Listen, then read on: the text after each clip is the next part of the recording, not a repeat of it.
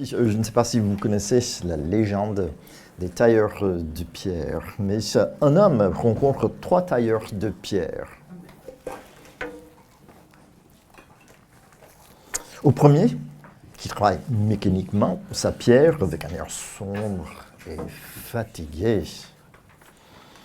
il demande ce qu'il est en train de faire. Ce dernier lui répond qu'il taille une pierre, tout simplement. Alors, quand il pose la même question au second, qui effectue le même travail, mais de façon un peu moins mécanique, ce dernier explique qu'il taille la pierre pour construire un mur. Alors, il s'approche alors du troisième qui semble heureux, radieux. Nulle trace de fatigue qui se lit sur son visage, alors il taille une pierre avec exactement les mêmes outils, les mêmes techniques que les 2 autres. Quand notre homme lui demande ce qu'il est en train de faire, l'homme lui répond, avec un large et lumineux sourire, « Je suis en train de construire une cathédrale. » Alors, comme les tailleurs de pierre, nous voyons l'importance de la motivation. Au travail, dans les études, en fait, dans la vie. Oui, il faut gagner son pain. Mais quand on sait ce que nous faisons contribue à quelque chose de plus grand, là, on est motivé. Il y a de l'enthousiasme. On peut s'y donner donc avec toutes nos forces. Parce que ça compte. Il y a aussi de la satisfaction quand on fait ça. Et puis quand on peut vivre cela. Et puis aujourd'hui, nous allons parler de notre motivation pour la mission de Dieu au XXIe siècle. Par exemple, moi je peux témoigner, on avait parlé des témoignages la semaine dernière, donc je peux témoigner, j'ai éprouvé beaucoup de satisfaction en 1995, quand Thierry a été nommé premier ancien de cette église, et puis Réjeanne, premier diacre. Satisfaction, donc. Mais je peux aussi dire, j'étais démotivé à fond quand nous avons pris la décision d'arrêter l'implantation de la DNA, donc Dijon Nord Assemblée. Et donc, je trouve, personnellement, quand on est en mission, parfois il y a plus d'échecs que de réussites. Ça ne marche toujours pas comme on veut. Et donc, comment rester motivé quand au lieu d'avancer, on recule? Et comment rester motivé quand ça ne va plus, quand ça ne marche pas, quand on est face à l'échec? Et donc, pour rester motivé dans les hauts, les bas, pas simplement en mission, mais quand on va au travail, on est aussi en mission. Et aussi dans la vie, nous sommes en mission pour Jésus. Comment rester motivé dans toutes les circonstances? Moi, je constate qu'il nous faut plus que le succès pour rester motivé. Mais, pas de spoiler, je laisse monter l'intrigue. Et puis, ce matin, nous ferons une synthèse aussi parce qu'on parle de la mission depuis 4 semaines. On fera une synthèse à la fin, donc des aspects de la mission de Dieu que nous avons vus. Et puis la mission créationnelle. Donc vous pouvez simplement vous rappeler des mots-clés. Donc mission créationnelle, pensons responsabilité. On prend soin de la planète. Et puis aussi mission bénéfique, pensons faveur, c'est la faveur de Dieu. On est béni, donc on peut bénir les autres. Et puis aussi, mission pacifique, pensons paix, mais une paix multidimensionnelle dans tous les sens. Et puis par la suite, la semaine dernière, nous avons parlé de la mission de la réconciliation, pensons salut. Et puis cette réconciliation, par la foi en Jésus, nous sommes réconciliés avec Dieu, parce que nous avons vu, donc, dès la première désobéissance du premier couple, il y a eu une rupture dans les relations. avec Dieu, même avec soi-même, on ne sait plus qui on est. Et puis aussi avec les autres, et aussi avec la planète. Et on voit les dégâts aujourd'hui. Alors, Jésus a tout fait pour notre réconciliation. Le rétablissement de leur relation de Dieu. Et grâce à cela, bon, ça c'est instantané. Et grâce à cela, donc, tout le reste découle. Mais c'est aussi un processus pour redécouvrir, mais qui sommes-nous en Christ? Donc, cette identité, nous sommes créés à l'image de Dieu, c'est quoi? Comment est-ce que ça se vit? Et puis aussi avec les autres. Donc, les relations sont restaurées, mais bon, il faut y travailler, il faut que ça se cultive. Et l'harmonie avec la nature, comment vivre d'une manière responsable dans ce monde? C'est un processus. Et donc, pour cela, pour cette grande mission de Dieu, parce qu'il y a tous ces aspects qui font partie de cette mission, en fait, nous avons besoin de l'aide. Nous avons besoin de l'accompagnement pour nous aider à cheminer vers ce que Jésus a accompli et vers tous ces aspects de cette mission. Pas simplement dans le monde, mais aussi dans nos propres vies. D'autres vont investir dans votre vie. Et vous pouvez investir dans la vie des autres. Parce que, comme nous avons vu la semaine dernière, donc, en fait, la mission est plutôt un sport d'équipe. C'est quelque chose qu'on fait ensemble. Nous avons besoin des uns des autres. Et donc, aujourd'hui, nous allons parler de notre motivation dans cette mission, parce que c'est franchement une mission glorieuse. Et aussi l'attitude de notre cœur en mission. Et pour cela, je vais souligner seulement 3 aspects, mais 3 aspects très importants. Donc, la reconnaissance, l'amour et aussi la gloire de Dieu.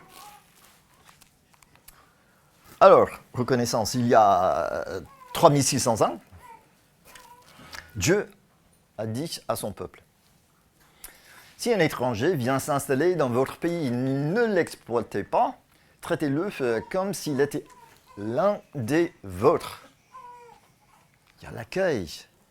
Donc, on est vraiment le bienvenu dans cette communauté. Tu l'aimeras comme toi-même. Et pourquoi? Car vous avez été vous-même étranger en Égypte. Je suis l'Éternel, votre Dieu. Et donc, puisque Dieu avait délivré son peuple de l'esclavage en Égypte, d'un cœur reconnaissant, il devait accueillir les autres. De même, sommes-nous bénéficiaires de l'amour de Dieu? Jésus dit, aimez-vous les uns les autres, comme je vous ai aimé. Dieu, il est toujours la source, c'est toujours le premier.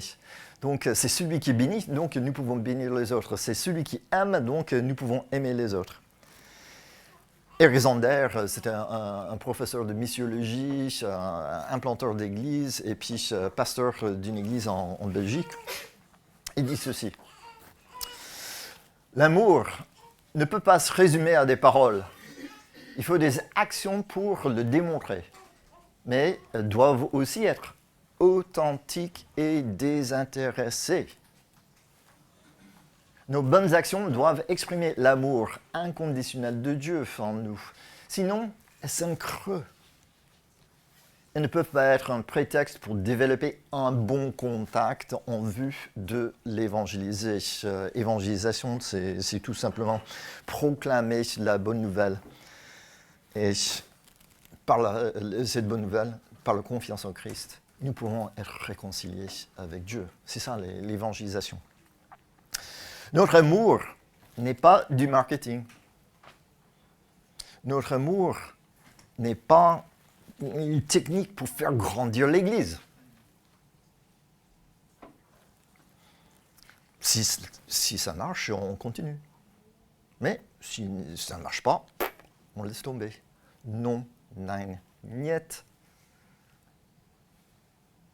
No.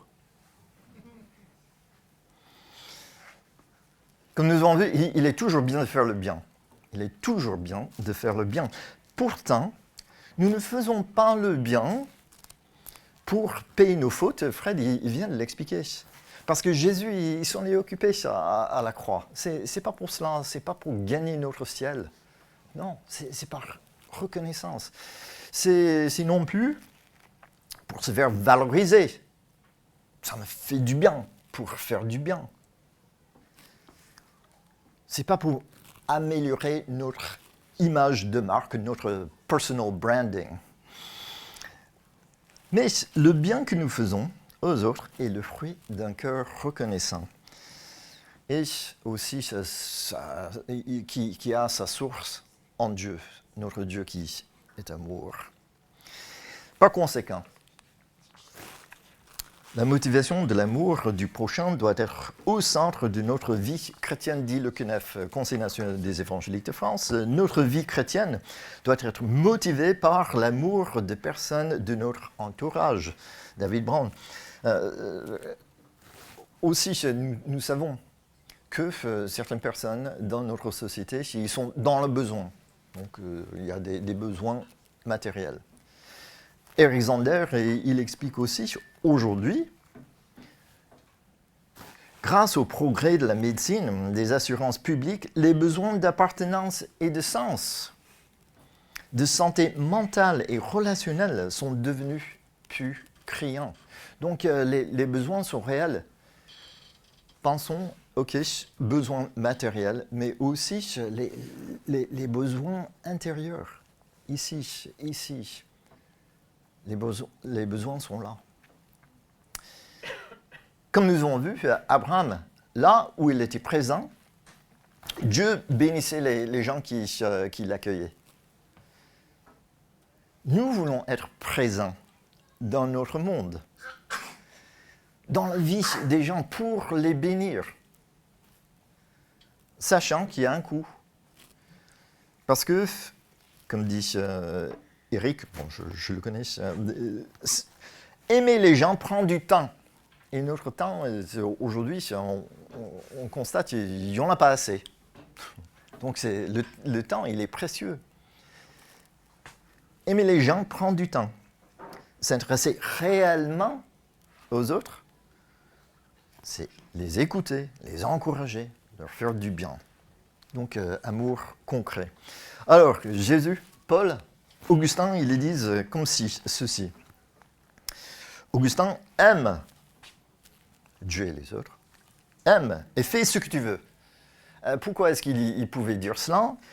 Car, explique l'apôtre Paul, la loi se trouve accomplie tout entière par l'obéissance à cette seule parole, tu aimeras ton prochain. Et ça se base sur ce qu'a dit Jésus. Tu aimeras le Seigneur, ton Dieu. Et ça, nous avons vu dans l'Ancien Testament, Jésus, il répète ce que le peuple de Dieu savait déjà. Tu aimeras le Seigneur, ton Dieu, de tout ton cœur, de toute ton âme, de toute ton énergie. Et de toute ta pensée, ton prochain comme toi-même. Donc, l'apôtre Jean, il explique ceci. Dieu est amour. Voici la source. Voici la source de notre amour. Dieu est amour. Mes chers amis, puisque Dieu nous a tant aimés, nous devons, nous aussi, nous aimer les uns les autres. Dieu, personne ne l'a vu. Mais, si nous nous aimons les uns les autres, son amour se manifeste pleinement parmi nous. Notre amour tangible rend l'amour de Dieu visible. Notre amour tangible rend l'amour de Dieu visible. Nous avons des invités qui sont là. Et en fait, ils font un travail formidable, pas loin d'ici. Et donc, je vous invite à venir parce que, bon, certains vont reconnaître notre ancienne présidente, Dominique, Et donc, vous souvenez, c'est donc acte 1, 8, vous serez mes témoins à Jérusalem, en Judée, etc. Bon, Dominique, elle a pris cela littéralement, donc elle est partie en mission, mais 2 minutes de chez elle. Et puis, nous avons aussi donc, José et Damaris, couple pastoral. Et c'est une implantation de l'église du Tabernacle, donc à Chenôve. Et puis, je vous laisse la parole. Expliquez qu'est-ce que vous faites là-bas. Et puis, parce que je trouve que, en fait, vous êtes en mission pour Dieu et vous bénissez les gens. Amen. Ah oui. Dom, tu veux cliquer ou Oui. Ouais. On va passer le micro. Oui, merci.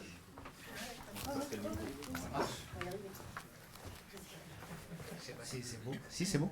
Oui. Alors, bon, on va pas suivre tous les mots, mais vous pourrez lire bien la vision par rapport à ce qu'on fait avec ces PowerPoint. En fait, la vision, c'est vrai, c'est quelque chose de spirituel, premièrement. On a eu à cœur, c'est vrai, d'aller aussi évangéliser dans les milieux ruraux. Et la première question, j'ai posé la question au Seigneur, je dis comment on peut faire pour s'approcher des gens? Parce que nous, on arrive au milieu des gens, et puis bon, c'est bien beau. J'ai dit, on ne va pas ouvrir la Bible et commencer à dire, Dieu vous aime, et oui, mais quelque chose de plus concret. Parce que voilà, aller là-bas et parler de Dieu, vous savez bien, c'est pas aussi facile que ça. Les gens, ils sont pas toujours ouverts aussi. Et très vite, Dieu m'a mis à cœur. J'ai dit, ce qu'il faut faire aussi, ce qui serait bien, c'est que vous inscrire quelque part, en faisant aussi un travail social. On allait vers les gens pour les écouter, pour les aider aussi, parce qu'on sait que de plus en plus en France et puis un peu partout dans le monde, les gens ils sont en difficulté, ou des grandes difficultés parfois. Et voilà, je voulais, on sentit vraiment, on avait à cœur de vraiment pouvoir aussi aller en aide des gens, de montrer l'amour d'une façon concrète aussi. Avoir cette compassion, cet amour. Et Jésus disait, dans les évangiles, il dit, je suis ému de compassion parce qu'il voyait tous ces gens comme des brebis sans un berger. Et je lui dis, c'est vrai, il faut avoir cet amour, cette compassion pour ces gens qui ne sont pas des bergers, mais pour pouvoir annoncer l'évangile, il faut faire quelque chose de concret. Donc c'est comme ça qu'est née cette envie de créer quelque chose. Et donc j'étais contacté, voilà, je ne sais pas comment faire, comment me prendre. Et le pasteur François Guillaume, il m'a dit, José, est-ce que tu voudrais faire partie des l'UDAF? Je ne sais même pas ce que c'est trop l'UDAF. C'est l'Union départementale d'aide aux familles. Et faire partie du CCAS d'Auxonne. Donc, je suis devenu membre du CCAS, c'est le Conseil communal de l'aide sociale. Donc, je suis rentré dans la vie de l'aide sociale. Et aussi, on a créé effectivement la AFP, une association familiale protestante. Donc, petit à petit, on s'inclut dans cette dynamique aussi de la vie sociale. Parce qu'on s'est dit, c'est la façon de pouvoir aller vers les gens, et qui nous voit aussi, qui vont pouvoir témoigner de ce que nous sommes, de ce que nous vivons. Pas qu'avec des paroles, mais avec des actes. Et on voulait, c'est vrai, vivre aussi l'Église différemment. On s'est dit, c'est bien venir à l'Église dimanche, mais l'Église, c'est plus que ça. Pour moi, l'Église, c'est vraiment vivre la communion fraternelle et vivre des choses ensemble. Et il y a quelques versets que je voudrais voir avec vous. C'est en Actes chapitre 2. C'est des versets qui m'ont touché. Je disais, mais voilà, comment faire aujourd'hui, comment vivre l'Église autrement. Je n'ai pas cherché sur Internet, je n'ai pas cherché sur les réseaux sociaux, mais j'ai cherché sur la parole parce que c'est elle qui est fiable, beaucoup plus que n'importe qui. Et en lisant la parole, je me suis dit, voilà, c'est ça que je veux vivre en tant qu'Église. Et c'est revenir vraiment à la source. Ne pas chercher des nouvelles techniques, des nouvelles choses, mais vraiment venir tout au début, au commencement. Et au commencement, acte 2, il nous dit, verset 42, il dit, il persévérait dans l'enseignement des apôtres, dans la communion fraternelle, dans la fraction du pain et dans la prière. Verset 44, il dit, tous ceux qui croyaient étaient dans le même lieu et ils avaient tout en commun.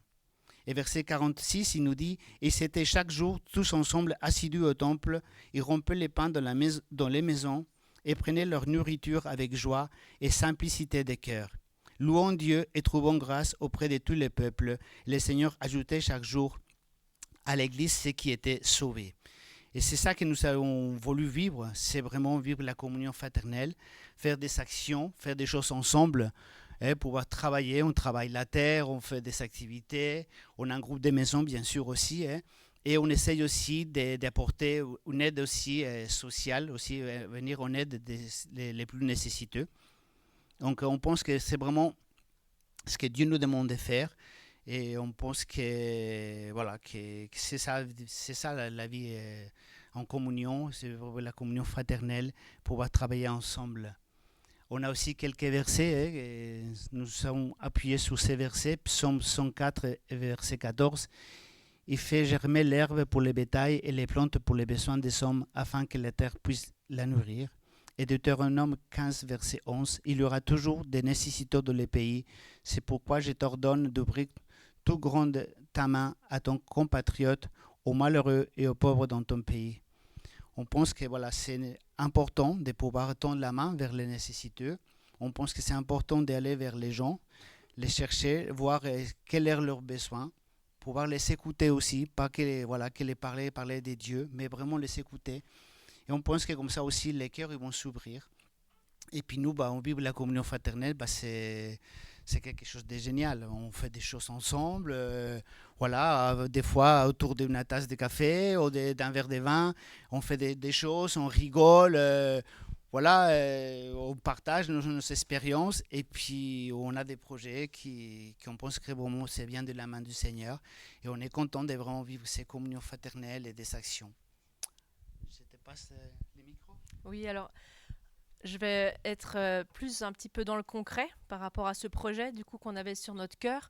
Donc il y a 1 an et demi, on a fait le choix de déménager. On habitait Neuilly et on est parti sur un village qui s'appelle Athée, à côté d'Auxonne. Donc les gens au début nous disaient mais t'as pas peur d'aller vivre à Athée? Alors quelque part je me disais ouais c'est vrai ça fait un peu peur, mais et du coup j'ai quand même cherché l'origine, pourquoi ce village s'appelait Athée, est-ce qu'on partait dans les ténèbres profondes ou pas, et en fait pas du tout. Ce village Athée vient du vieux gaulois Ategia, qui veut dire la hutte du berger. Donc à l'époque, c'était un village de bergers, il y avait des agriculteurs, etc. D'où ce nom. Donc ça m'a forcément rassurée. La maison qu'on a visitée, on est entré, il y avait un cadre, c'était marqué l'Éternel est mon berger. J'ai dit bon Seigneur, merci, j'avais besoin de signes, je les ai. On est ok pour ça. D'où notre association familiale protestante qui s'appelle la hutte du berger. Voilà, tout simple. Donc qu'est-ce qu'on fait? Eh bien en fait le but c'est de se réunir autour du potager. On tend aussi à la permaculture. On a vraiment aussi cette notion de respect de ce que Dieu a créé. Donc on cultive ensemble. On a aussi une micro-ferme avec quelques animaux que vous voyez là. C'est vraiment les vrais de chez nous. Et le but, c'est quoi? C'est bien sûr de tendre à l'autosuffisance, mais c'est aussi de vivre les choses, comme José l'a dit, ensemble, et puis ensuite de pouvoir se tourner vers ceux qui sont dans le besoin.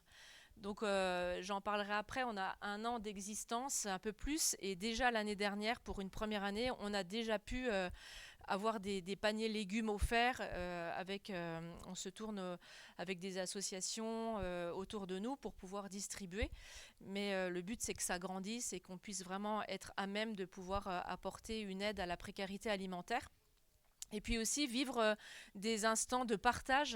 Vous ne pouvez pas avoir idée de ce qui peut se libérer quand on est en train de gratter la terre. Les paroles, les bouches se libèrent. On peut parler de ce qu'on ressent, de ce qu'on vit, de nos difficultés les uns les autres. Et peut-être plus que des fois juste comme ça en se croisant. Et voilà, ça permet d'avoir vraiment des moments vrais, profonds. Et on organise aussi des actions un peu plus publiques de partage avec des repas champêtres, qu'est-ce qu'on a noté là, des moments conviviaux, oui voilà, des ateliers à thème, ça ce sera plus dans le futur. On a vécu déjà l'année dernière 2 repas champêtres, on a pu accueillir la présidente de l'UDAF qui est venue participer. Et vraiment ça permet des instants de partage, des instants où on peut communiquer, témoigner aussi de qui on est, peut-être dans dans la prochaine, c'est vraiment le but de pouvoir rayonner. Vous savez, les gens dans la campagne, ils vous regardent déjà vivre avant de vous écouter. On ne va pas leur dire tout de suite Jésus t'aime, mais par notre façon d'être, on peut vraiment transmettre quelque chose. On a des gens qui s'arrêtent le long de la route et qui nous disent waouh, votre jardin, alors que nous, on avait l'impression qu'on venait juste de retourner la terre, que ça ressemblait à rien, mais qu'est-ce que vous faites? Et les gens viennent nous questionner d'eux-mêmes, quoi. On n'a même pas été les chercher. Et avec les autorités, la mairie, on a de très bonnes relations et on voit vraiment que c'est une façon de faire, en tout cas, dans cet endroit-là. Et on est reconnaissant de nos actions qui sont possibles et qui commencent à porter du fruit. Quand je parlais de repas champêtres, on en a déjà de prévus pour cette année. On tente cette année une soirée feu de camp le 22 juin, samedi soir. Donc n'hésitez pas à vous joindre à nous si vous voulez découvrir en concret ce qu'on vit. Et on en aura un autre le 27 juillet, samedi midi. Voilà, on se réunit, on fait visiter bien sûr les lieux, le jardin, les animaux. On explique pourquoi on est là, qu'est-ce qu'on veut faire. Et ça permet de faire découvrir. Ouais.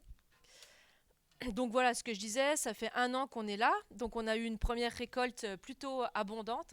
Vous savez qu'on dit qu'on est en plaine de Saône, donc la terre est très fertile, pleine de sable. Et ben nous, pas de bol, on est à l'autre bout du village et notre terre est argileuse et pas du tout sableuse. Donc on s'est arrivé l'année dernière, on disait ouais c'est bon, et en fait quand on a mis la première pioche, waouh, on a dit en plus, notre voisin, très, très ouvert, nous a dit ici, il n'y a rien qui pousse. Moi, j'ai jamais mis de fruitier. Ça ne poussera pas, vous verrez, ça n'ira pas. On a dit non, Seigneur, on croit que tu es plus puissant que Léon dit. Et effectivement, on a eu une belle récolte l'année dernière, au-delà de nos espérances. On a pu faire des paniers, vous envoyer quelques-uns en photo. Et on est aussi en relation avec la coopérative de l'église de Chenôve, où on peut leur donner des légumes qu'ils distribuent aux gens dans le besoin. Et vraiment pouvoir aider notre prochain. On a été surpris aussi par les dons qu'on a reçus, le soutien dans la prière, les discussions, tout ce qu'on a pu vivre. C'est vrai avec cette dame de l'UDAF, la présidente, qui habite juste à la Marche, un village juste à côté, qui est aussi touchée par notre dynamique et par ce qu'on propose. Donc on est vraiment reconnaissant. On va mettre le dernier et donc, on propose, bien sûr, on se réunit aussi dans les maisons, en groupe de maisons, pour avoir ce côté spirituel, avec les gens qui sont intéressés. On a un collègue à José qui était interpellé par ce qu'on propose dans le jardin, etc. Et de petit à petit, maintenant, il vient avec nous au groupe de maison. Et voilà, le but, c'est d'avoir vraiment un témoignage chrétien là au milieu et de pouvoir mettre Jésus au centre de tout ce qu'on fait. Et comme l'a dit José, de vivre simplement comme l'église du départ. On se réunit, donc vous avez les villages dans lesquels on se regroupe, Auxonne, Chandaude, Genlis, Athée, Tignay, etc. Et puis on est très encouragés par cette première année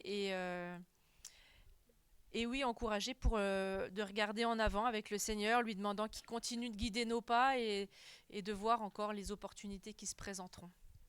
Voilà, je vais laisser Dominique. Voilà. Moi, j'ai pas de PowerPoint. Moi, mon Dieu, t'as pas besoin. Bon. Non, mais je suis là pour vous dire de quoi nous avons besoin en fait dans notre association. Donc, non, mais il y a que ça. C'est bon. Vous pouvez nous aider par la prière, bien entendu. Financièrement, on est habilité à délivrer des reçus FESCO. Donc, allez-y, n'hésitez pas. En vous inscrivant pour recevoir les plannings de jardinage et des activités, en participant aux différents repas et manifestations organisées. Donc, on aura par exemple une journée porte ouverte en septembre. On n'a pas encore fixé la date. En passant nous rendre visite, en partageant votre expérience avec nous quand vous venez. Vous me dites, ah non, là, j'aurais pas mis ça là, je l'aurais mis là. Attends. Zut. Bon. En parlant de nous autour de vous et pourquoi pas en nous envoyant des personnes intéressées par le fonctionnement de l'association. Et à terme, en devenant membre de l'AFP pour la modique somme de 5 € par famille et par an. Et la liste n'est pas limitative, la seule limite, c'est votre imagination en fait. Voilà, donc n'hésitez pas. Merci.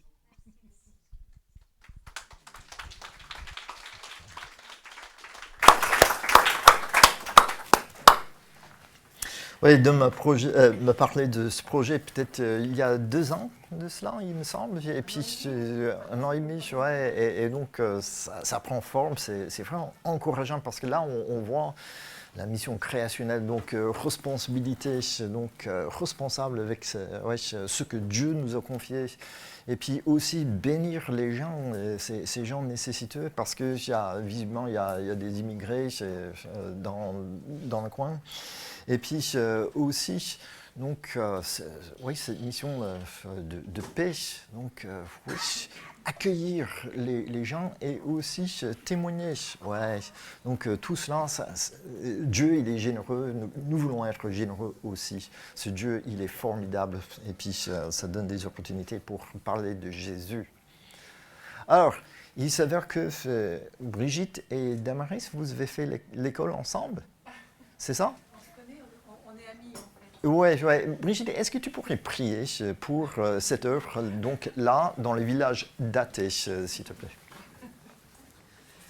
Dieu merci Seigneur, parce que tu es merveilleux Seigneur. Tu es l'ami des pauvres aussi, des personnes défavorisées. Tu as un cœur énorme Seigneur pour prendre soin des êtres que tu as créés Seigneur. Et nous t'en remercions pour cette œuvre naissante, Seigneur, et déjà ces fruits, Seigneur, ces fruits, c'est bien physiquement que toutes ces rencontres, Seigneur, et on te remercie, Seigneur, de bénir José et Damaris, Seigneur, dans cette œuvre, Seigneur, de les inspirer, de les conduire, de les remplir vraiment, de continuer de les remplir de ta sagesse, de ton intelligence, d'être vraiment, Seigneur, sensible à l'esprit, à travers de chaque rencontre. Et vraiment, Seigneur, merci de les bénir aussi leurs enfants, Seigneur, dans toute cette œuvre, puisque c'est une œuvre aussi familiale. Et je te prie, Seigneur, vraiment de les bénir au-delà de leurs espérances, Seigneur, afin que tu te glorifies en toutes choses. À toi la gloire, l'honneur et la puissance, Père. Amen. Amen. Amen. Nice. Ouais, de tout cœur, merci d'être venu. C'est vraiment chouette ce que vous faites là-bas. À la gloire de Dieu. Et puis, je trouve que c'est aussi une bonne synthèse de ce dont nous parlons. Donc, cette mission qui a beaucoup de facettes.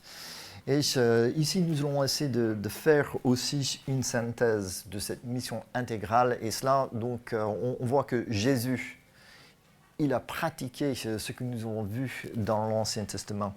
Donc, Jésus a poursuivi la mission. Et puis cela avec une grande intentionnalité.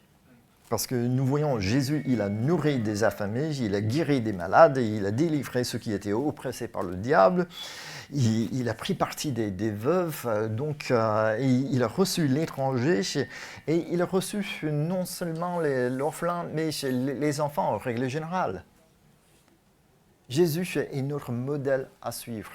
Et parce que tout de suite après, donc, Jésus, il avait dit à ses disciples, « Comme le Père m'a envoyé, moi aussi je vous envoie. » Il est notre modèle en mission. Mission intégrale, on a aussi l'exemple de l'apôtre Paul. Parce que nous, on lit les actes des apôtres et puis on pense, « Ok, lui, il annonce. » Oui, il avait beaucoup parlé de Jésus, avec raison. Et en arrière-plan, nous voyons que l'apôtre Paul, lui aussi, poursuivait donc, une mission de paix. Donc, il accordait la faveur de Dieu aux malades, aux oppressés, aux pauvres, aussi l'esclave Onésime. Donc, il pratiquait cela et il annonçait Jésus. Mission intégrale, nous avons l'exemple de l'Église primitive. Je ne sais pas si... Peut-être, Tom, tu avais fait la relecture de ce livre donc, non, ok, c'est pas celui-ci, parce qu'il a fait cela aussi. L'essor du christianisme, c'est un sociologue, Rodney Stark. Pas Tony Stark, mais Rodney Stark. Et puis, ouais. Et donc, grâce à ses recherches, il explique que l'Église primitive poursuivait une mission intégrale. Voici ce qu'il dit. Je vais me tourner de ce côté-là.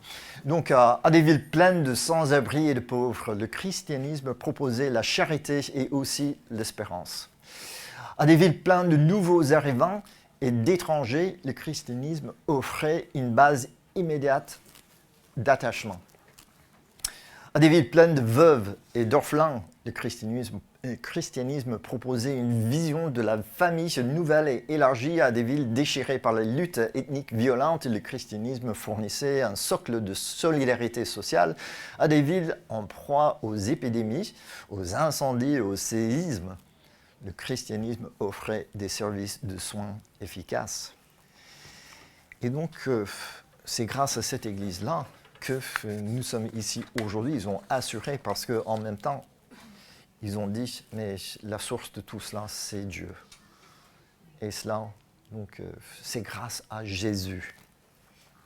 Alors, une telle incarnation de cette bonne nouvelle, est-ce qu'elle a sa place ici, aujourd'hui, en France, au XXIe siècle?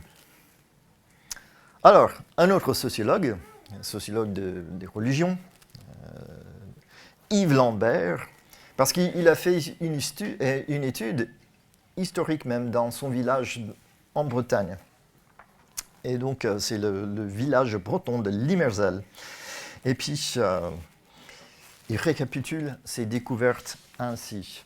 À l'aube du XXIe siècle, parce que c'était juste avant l'an 2000, la religion intéresse d'abord nos contemporains dans la mesure où elle fait du bien. Un bien qui peut être éprouvé par chacun dans les différents aspects de sa vie sur Terre. Comme dit le CNEF, le besoin d'incarner l'Évangile est bien clair. Il ne suffit pas que l'Église annonce la bonne nouvelle, il faut que l'Église soit la bonne nouvelle. Un autre missiologue, donc Leslie Newbigin, il observe là où l'Église est fidèle à son Seigneur, la puissance du royaume est présente. Les gens commencent à poser la question à laquelle l'Évangile est la réponse. Alors, pour revenir à notre iceberg, parce qu'on parle de cela depuis des semaines, donc il y a des aspects différents. Et puis, qui nous sommes, c'est fondamental. Jésus, il avait dit, comme nous avons vu la semaine dernière, vous êtes mes témoins. Il avait aussi dit, vous êtes le sel de la terre. C'est notre éthique chrétienne. Et puis, des choses comme humilité, douceur, amour, ces qualités-là sont... ouais. Et puis, le faire. Il a aussi dit, vous êtes la lumière du monde. Notre amour tangible rend l'amour de Dieu visible. Et d'un cœur plein d'amour pour Dieu et pour notre prochain, car la meilleure chose du monde est de connaître Dieu personnellement, nous sommes aussi ses témoins. Nous disons, quand il y a une question, c'est Jésus. C'est Jésus. Et puis, donc, Julien, il avait mis comme cela. Donc, oui, notre amour, nos actes, notre annonce, oui, c'est Jésus. Tout cela fait partie, donc, de notre grande mission.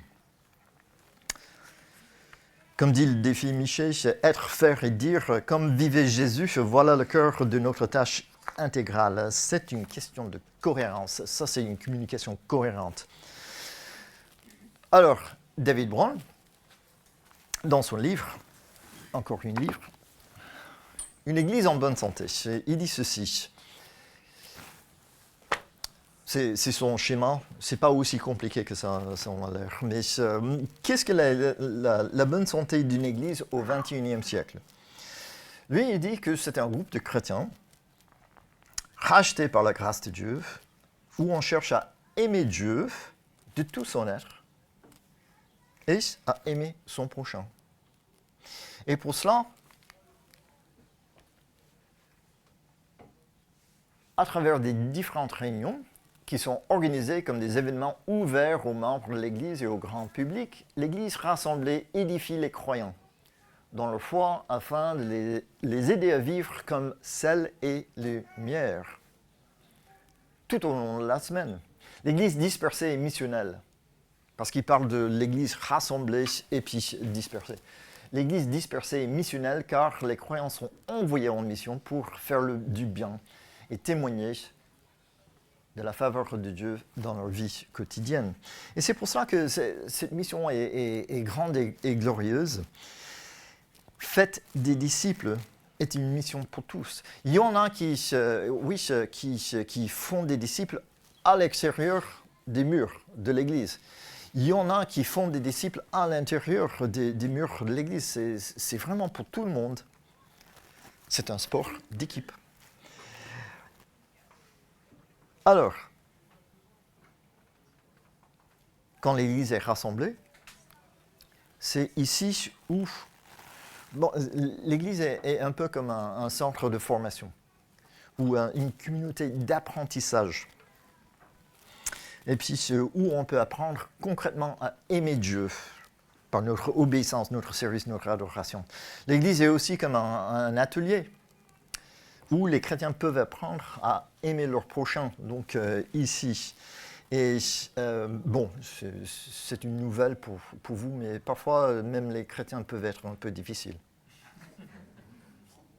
Ne posez pas la question à Louise. Donc Paul, il est comment à la maison donc. Non mais le faire aiguise le faire, dit le proverbe. Et puis nous aussi, on fait ça. Et mais c'est pour notre bien. Et comme ça, donc, quand nous apprenons donc, à avoir des relations saines, ici, nous pouvons faire la même chose. Oui, dans nos quartiers, au travail, avec les amis, donc dans les associations et tout, pour voir les valeurs du royaume, mais en dehors des murs de l'Église. Alors, encore une fois, Eric Zander, lui, il a, dans son livre L'Église sans les murs, il a plein d'exemples donc, qui confirment ce qu'il va dire ici. Il ne faut jamais sous-estimer les effets de l'amour de Dieu en nous quand il se met en action au service des autres. À un moment ou à un autre, et ici, encore une fois, il a vécu, donc il en témoigne. À un moment ou à un autre, d'une manière ou d'une autre, la question vient toujours, mais pourquoi m'aimes-tu comme cela? Pourquoi m'aimes-tu comme cela? Pourquoi est-ce qu'ils aiment les gens dans la région là? La réponse, c'est Jésus. Alors, j'avais dit,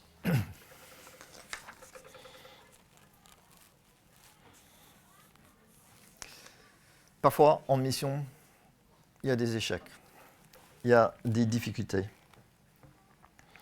Et puis, en fait, dans tout ceci,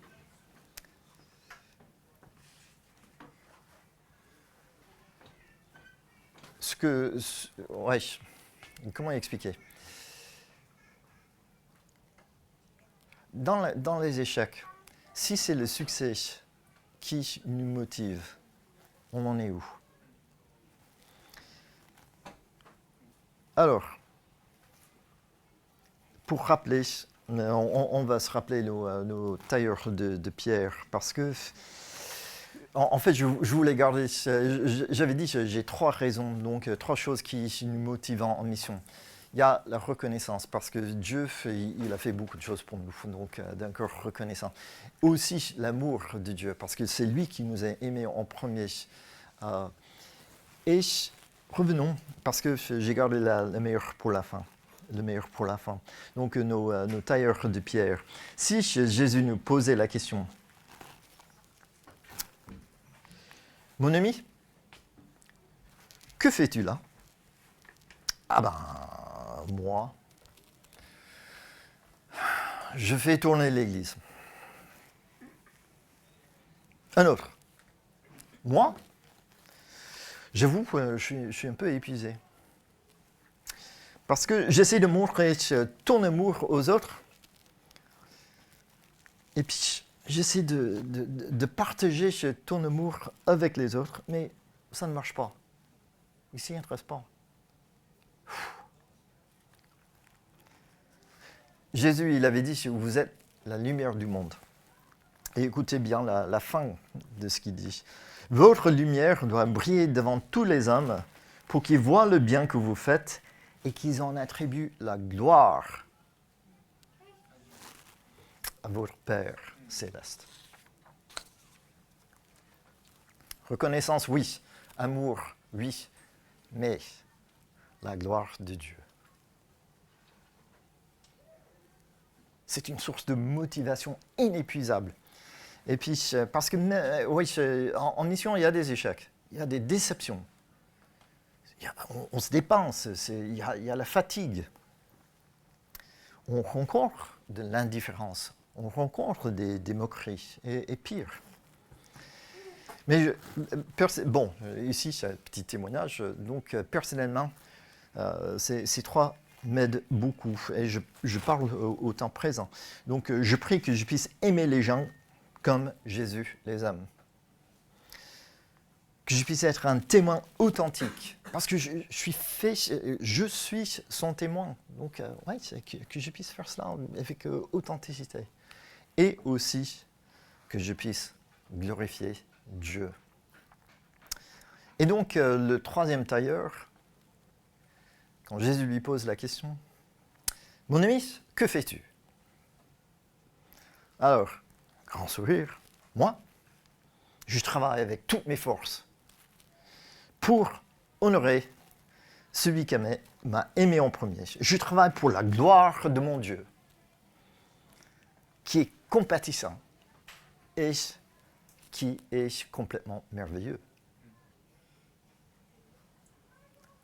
Cette motivation-là ne dépend pas du succès. C'est la gloire de Dieu. Et puis, John Stott. Et on va terminer avec cette citation et puis aussi la conclusion. C'est presque la conclusion de la Bible.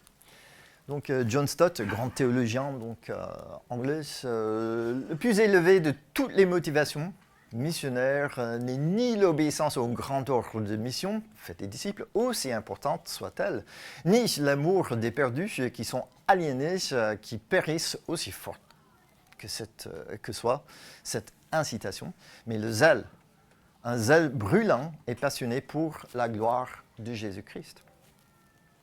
Face à ce but suprême de la mission chrétienne, toute motivation indigne s'étiole et meurt.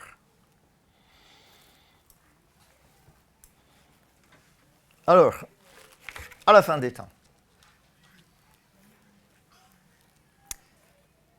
tous nos efforts auront valu la peine. Car toutes les guerres auront cessé, toutes les maladies auront été guéries, toutes les angoisses chassées. Et puis, le pauvre Jean, il nous donne un aperçu de la source de cette paix multidimensionnelle, parfaite et éternelle. Et je vais vous demander de vous lever. On va lire cela ensemble pour terminer. Parce que c'est tellement puissant, donc, ce que révèle le pauvre Jean. Et Julie, peut-être tu peux nous conduire. Donc, tu prends ça. Et puis, puis je vis. Et j'entendis la Voix voix des anges rassemblés en grand nombre autour du trône, des êtres vivants et des représentants du peuple de Dieu. Ils étaient des milliers et des milliers et des millions de millions. Ils disaient d'une voix forte, « Il est digne, l'agneau qui fut égorgé, de recevoir la puissance, la richesse, la sagesse et la force, l'honneur et la gloire et la louange. » Et toutes les créatures dans le ciel, sur la terre, sous la terre et sur la mer, tous les êtres qui peuplent l'univers, je l'entendis proclamer. À celui qui siège sur le trône, et à l'agneau soit louange et honneur, gloire et puissance pour l'éternité. Les 4 êtres vivants répondaient « Amen ». Et les représentants du peuple de Dieu se prosternèrent et adorèrent. Notre Dieu, il est glorieux et il est digne de gloire, d'honneur. Et c'est lui qui est la motivation pour nous qui sommes en mission. J'invite le groupe de louanges pour que nous puissions adorer Dieu. Et je vais prier. Seigneur, nous te remercions pour le privilège de te connaître. Pour les gens qui sont investis dans nos vies. Et Seigneur, je prie que nous nous qualifions maintenant pour que nous puissions, d'un cœur reconnaissant, d'un cœur d'amour et pour ta gloire, que nous puissions nous investir dans la vie des autres, afin que toi, tu transformes leur vie, afin qu'eux, ils puissent avoir la joie de te connaître. Et dans tout cela, que tu sois glorifié. Nous prions au nom de Jésus. Amen.